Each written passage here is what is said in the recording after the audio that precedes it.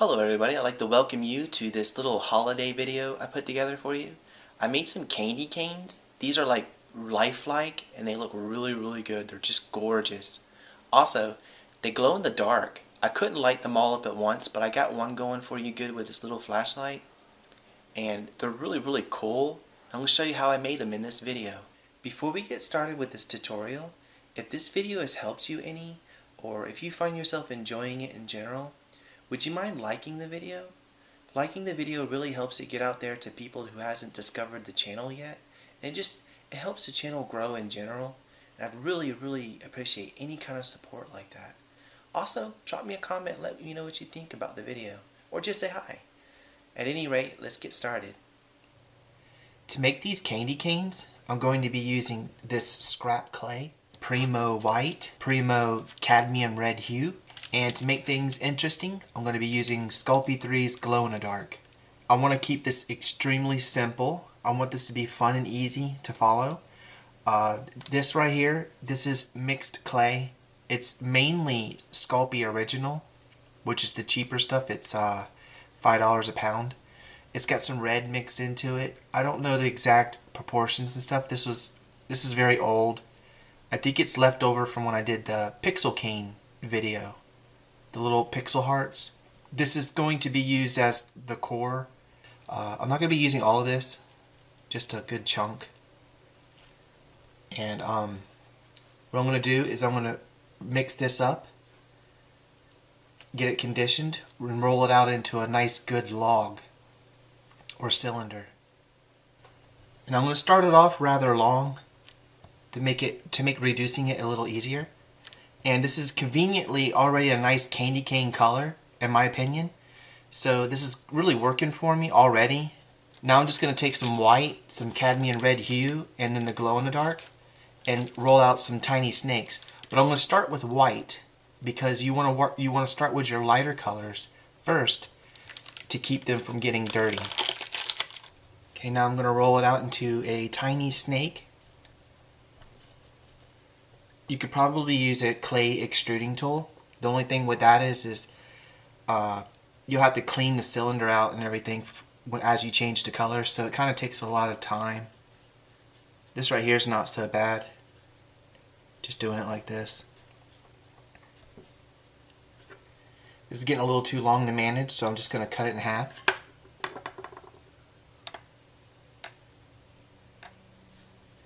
Now this one I want to roll out a little thicker than the other ones, just to kind of make it, interesting, not make them all the same size. Also, this is going to get reduced, like really long and super skinny, so all these details are going to shrink. You got to keep that in mind.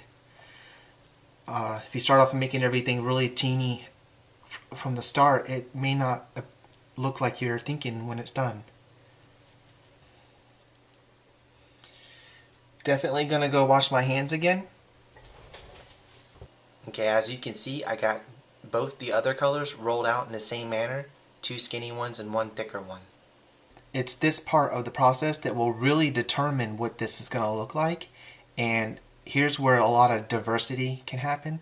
I mean, you can do anything you want with this. You can even use different colors. But one thing to consider, this right here, not only is this the core, but this is the base coat, and it can play a part in the overall design. I like this pink look, so what I'm gonna do is I want to make sure that there's a good wide section of this that's pink, and hopefully I can get a wide section of red and a wide section of white, and so on and so forth with all the colors. When this is reduced and it's spun to give the spiral effect, this is all going to look really small when it's done. So I'm thinking the idea is to start off with larger pieces. I probably could have just rolled this out into some sheets with the pasta machine and just cut some strips, because I'm going to have to flatten these out a little bit. I don't know if that probably would be easier, but I didn't do it. The reason behind flattening these little snakes out mainly is to make them wider, but it'll also make it a little easier to install them onto the log instead of just trying to push them on there when they're round. Now I'm going to try to figure out some kind of pattern for this. Starting off, I could just go ahead and put on one anyways. This is the glow in the dark. I'm not going to really worry about trying to work it into the clay right yet. I'm going to turn it a little bit, and then I'm thinking maybe I could put a white right next to the glow in the dark. So I keep situating these on there one by one, and I'm trying to be random about it, but at the same time I'm trying to make sure there's a wide section of each color, a narrow section of each color, and I'm trying to make sure that the pink turns out to have a wide and narrow section, keeping it a part of this color scheme. And I'm trying not to press on there too tightly in case I change my mind later on. I may not use all these colors I made, but I gotta kind of keep a mental note. How much red do I have? I got 2 pieces there, and that's it. There's no red on the other side, but this is going to get spiraled, so that's actually going to look pretty good. I got 1 piece of glow in the dark here and 1 here. Perhaps I could put a little more glow in the dark on here, because that's really going to make it look cool. So I'll do it right here.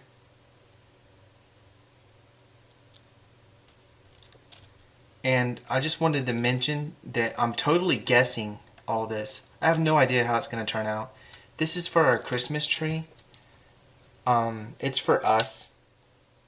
And we don't have no candy canes on our Christmas tree right now. So I'm pretty sure it'll look good either way. So here's what I have so far. You know what? I'm going to go ahead and put that red on. Okay. I'm going to move this white over towards that red because I want a large section of pink on here too. That'll give me this larger section of pink.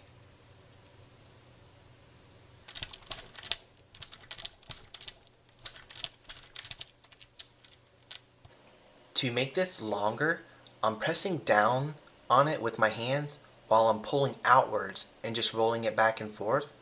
I'm trying not to use too much force and letting just the action of rolling it let it stretch itself. Okay, now I'm at a point where it's too big, so what I'm going to do is cut it. I'm just going to cut it in half. Set one to the side and continue reducing this one. I keep reducing this in the same manner until I get it the thickness that I'm looking for. Now I'm going to hold one end. You can see me off camera right here. And I'm going to take the other end and go like this. Pick it up and then move it back.